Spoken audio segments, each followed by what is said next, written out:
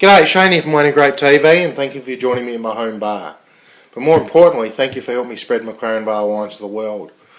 Today, a bit of a follow-up from last week, or last fortnight, with Ruffilli Estates.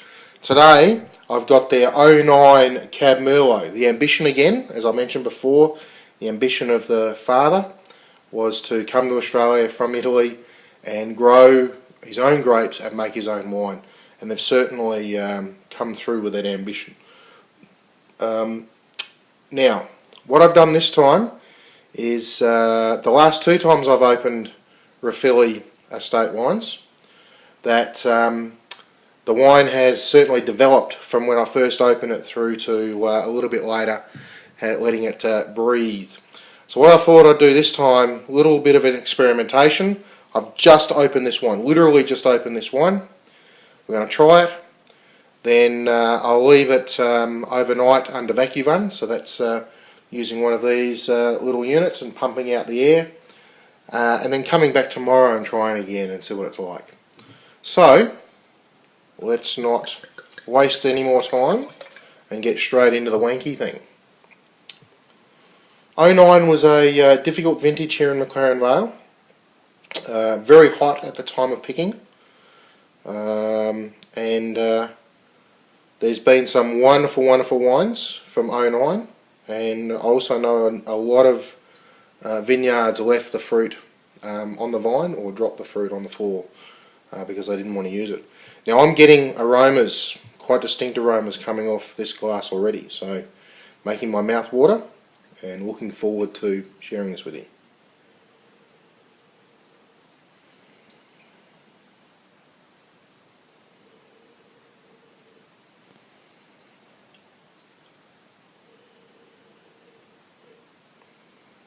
This is quite interesting. I'm getting a whole bouquet of herbs. I'm getting that little bit of minty character that you sometimes get with Cabernet. I'm certainly getting that. I'm getting almost the greenness. It's not cut grass, but you know when you break some grass and you actually smell that. So not cutting the grass, but just breaking it and smelling it. I'm certainly getting that. There's an interesting bouquet of florals coming through as well. I'm getting a bit of lavender, just a hint of rosemary in there too. Maybe a bit of thyme. It's a real interesting mix. There's a bit of it's so complex for me that I am not struggling, but have to think about what's actually in there to convey it to you. There's definitely some French oak character there.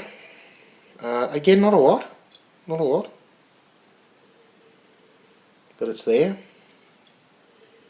And you know, the last thing I smell is the black currant. So yes, there is black currant. For those that have been watching Lonely Goat for a while, know that I've tried a number of Cabernets and they don't always turn out Cabernet-like. And I think a lot of McLaren Vale Cabernet is made as just a dry red. A really good dry red style, mind you. There's no complaints about what's there, but it's not what you'd consider classic Cabernet. Luckily, my faith has been restored because I'm starting to try a few more Cabernets out there that certainly have the more classical Cabernet. What I do like about McLaren Vale Cabernet is that I think it's picked ripe enough that you don't get that green herbaceousness which just overtakes the wine. Yes, there's some green notes in here, but I don't like it when it overtakes the wine. Now, after talking about all that and my mouth salivating after smelling it, we better try it.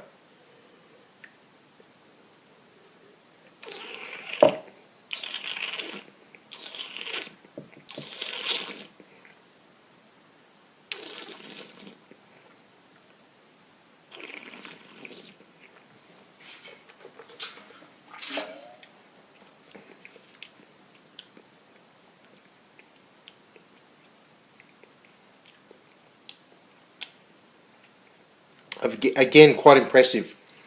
Getting a whole range of flavours here, like I got on the aromas, on the bouquet there. I'm getting a whole range of different things, so it's adding the complexity. I'm really enjoying this. I wasn't sure, being a Cab Merlot, how it was going to go. Yes, there's definitely the black currant, the cassis flavour there. There's definite tannins in there. The tannins finish right on the back of the palate. You're not getting a lot of tannins through the whole palate. The same sort of herbiness coming through.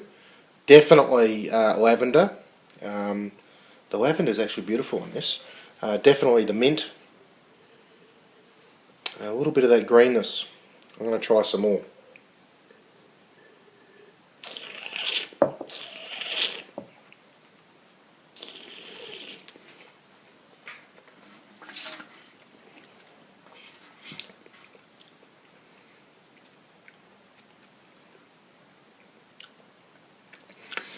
The interesting thing, I think, for me is the classic Cabernet donut effect. I'm getting a lot of lovely flavours up front. Certainly getting some good secondary flavours on the back of the palate. When I mean secondary flavours, I'm talking about the tannin, I'm talking about the herbs and things like that. But the middle palate, there's just a slight dulling on the senses in the middle there. Only just, so I don't think it's really taking much away from the wine. If you're drinking this, particularly with the food, I don't think you'd even notice it.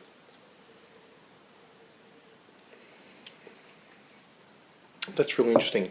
And I'm really interested to see what this is going to be like tomorrow.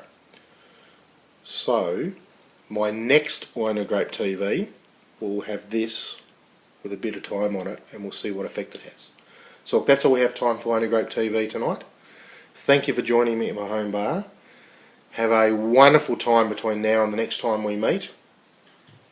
Oops, and stay safe. Thank you.